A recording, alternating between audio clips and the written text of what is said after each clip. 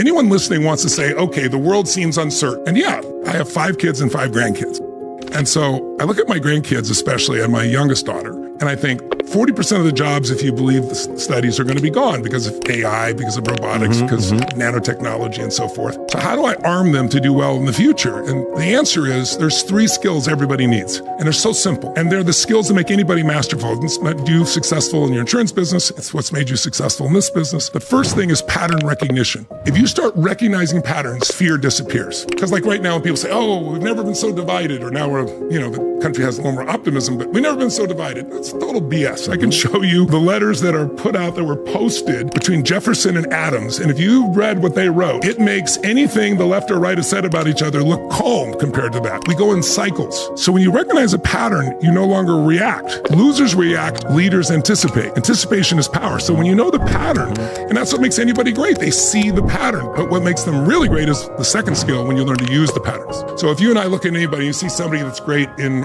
investing. I've interviewed 50 of more than 50 of the very best in the world. The Ray Dalias, the Carl Icahns, the Warren Buffetts, all the best in private equity. And what you begin to see is there are certain patterns, even though they go about it differently, that are universal. If you sow the same seeds, you reap the same rewards.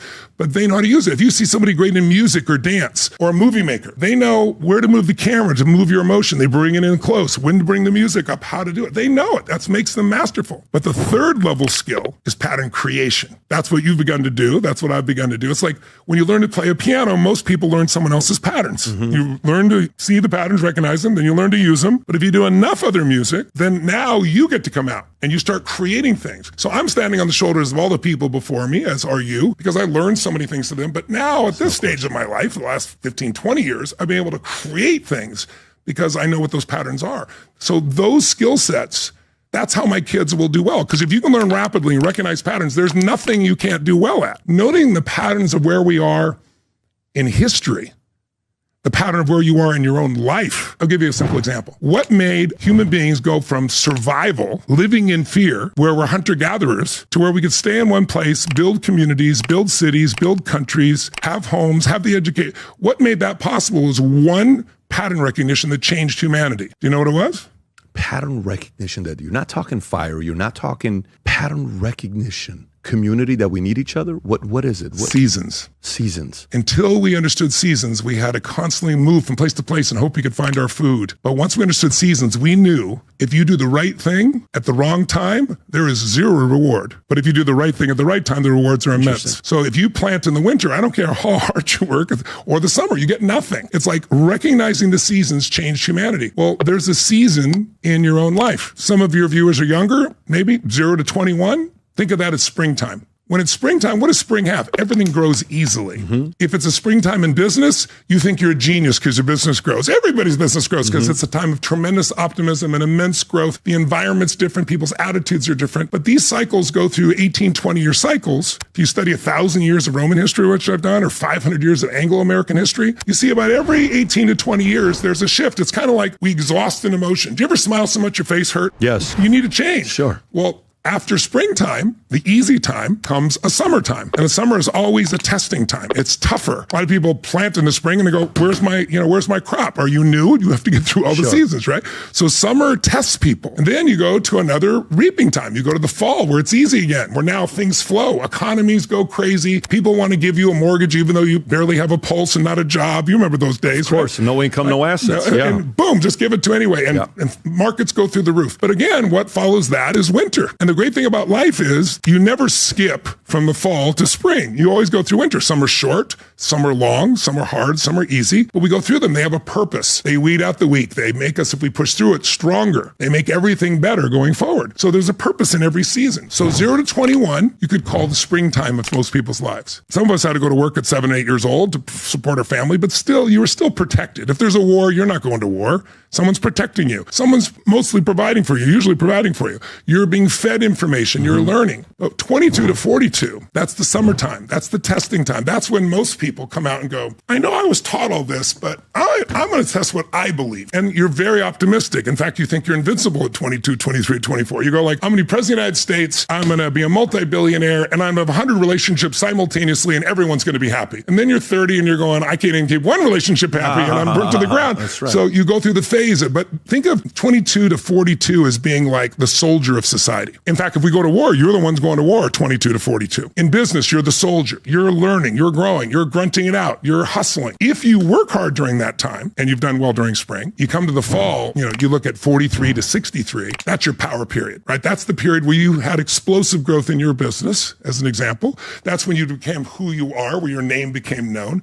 That's where all of a sudden you can do probably more today with your pinky than when you work 20 hours a day. And now if you work 20 hours a day, produce generational impact much greater than that. So that period of time, by the way, 22 to 42, if people are in that stage of life right now, it's statistically the most unhappy period. Because people are trying, they thought it was going to be easy. It's not so easy, they eventually learn, usually in their early 30s. Yeah. And then what they learned is, well, not as easy as I thought. I'm not as invincible as I thought. And they have to figure things out. And they're trying to prove themselves to themselves and others. They haven't figured it all out yet. Now, some people do these seasons earlier, some later, but it's a good range. In that power period, that's when you have greatest economic growth. That's when you start having long-term relationships. But the ultimate time, and I say to you this as a brother who's heading in that direction, because I never would have believed it, is really when you get to 63 to 83 or 63 to 103 or 63 to 120, which is the oldest humans. The final season, the winter season. But that's the season in which are the elder of society. And if you've done your job up front, you've reaped so much, all you want to do is give back.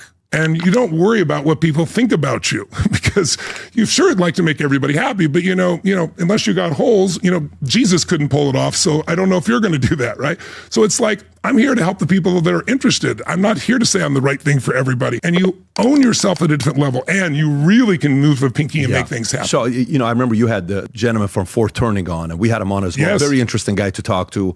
And they wrote that book on December 31st of 97, the fact that we're going to go through these four turnings. Neil Howe and what's the co-authors and William Strauss. But, I interviewed them in 97. I remember that. Yeah. What I'm saying is, them again. trust me, I know. That's why I'm bringing it up. Yeah. So, with you, Tony, and this is very helpful, but I want to transition into the next phase. I want to mention one thing, if I may. The same thing happens in history. So just for a second, if you're born in 1910, you don't have to be a historian to think about this, and those first 20 years are protected. People born in 1910 were born at a time when World War I was going on, but then we went and solved the war, won the war, came back and had the roaring 20s, had this incredible economy, right? So when they're 10 years old, the economy's going crazy. We got all this new technology. We got cars, we got planes, we got radio, we got television.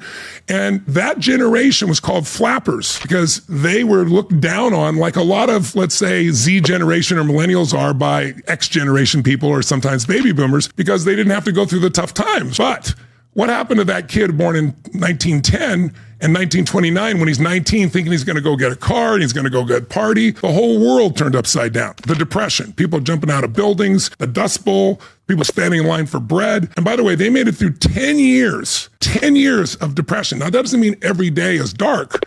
You can be in winter and have beautiful days. 31, 32 are nice times. But the overall thing was testing, and they became strong because they had to be. Then right when they turned 29, 1939, what happens?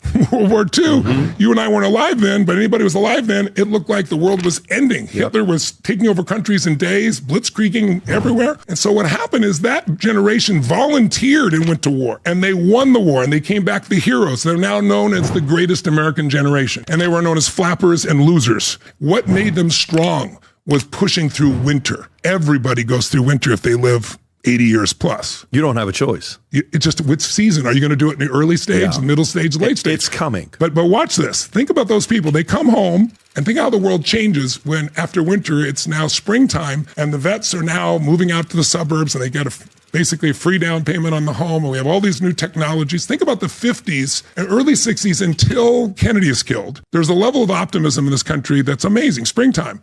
After Kennedy and Bobby Kennedy and Martin Luther King, it's a different world. It's a testing summer where young and old fight each other. It happens every 80 years. Generational fights. I'm not going to war. It was a completely different mindset. those people raised kids differently than they did. And so their kids became latchkey kids, kids that were let themselves in the house and watch the television, have fun for themselves. So they developed different values as a generation, the X generation, more pragmatic. If you ask people during the 60s and 70s, which they did in the universities, what's more important, a philosophy of life that will make you happy or the pragmatic skills to make you financially secure or free? 82% said philosophy of life. Wow, 60s, 80s, 90s, 2000s, they asked the same question, complete reversal. 81% saying, no, pragmatic skills to be financially free. And what season are we in now? Winter. And when it's winter, everything's exaggerated. It's World War III, we're all going to die. Some of the same things were happening before. You don't have that mindset. It's a fear time. We're about 3/4 of the way through it if you study historians. Fourth turning guys, various people will tell you that. We still have to go through some more economic challenges. We still have to go through probably some form of war, even a cyber war with China or something. But on the other side of it is another springtime. What I want people to get is, you got to know where you are in your life and where you are in history, and you got to learn to take advantage of it. You can't complain that it's winter. During winter, if you start a business in winter and you succeed, 60% of all the Fortune 1000 companies that are alive today, the biggest, most successful companies, could have been born in any one of those 4 seasons. They were all born in winter. Wow. In a recession or a depression. Gotta love it. From FedEx to Disney. Disney was depression. Yeah. FedEx was a recession. I can walk you through them all.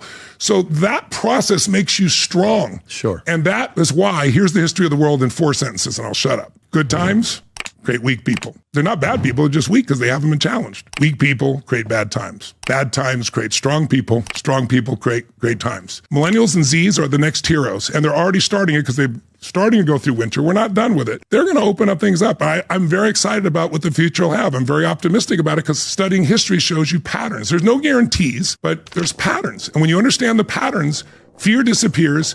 You're able to figure out how to maximize anything you're involved with. And so I think it's important to understand these patterns, and I help people see the patterns. Whatever stage of life you're in, there's predictable problems and there's predictable opportunities. I see the stage, you're 46? 46. Yeah, 46. So I'm 65. I can remember 46 so vividly, what was going through. You know, you and I are different in lots of different ways, but there's certain patterns that are immutable. And so if I can help in some time for someone to say, hey, here's some opportunity, here's the challenge you can face, so you can anticipate the challenge, then I can help you have a lot less suffering, a lot more joy. That's my mission.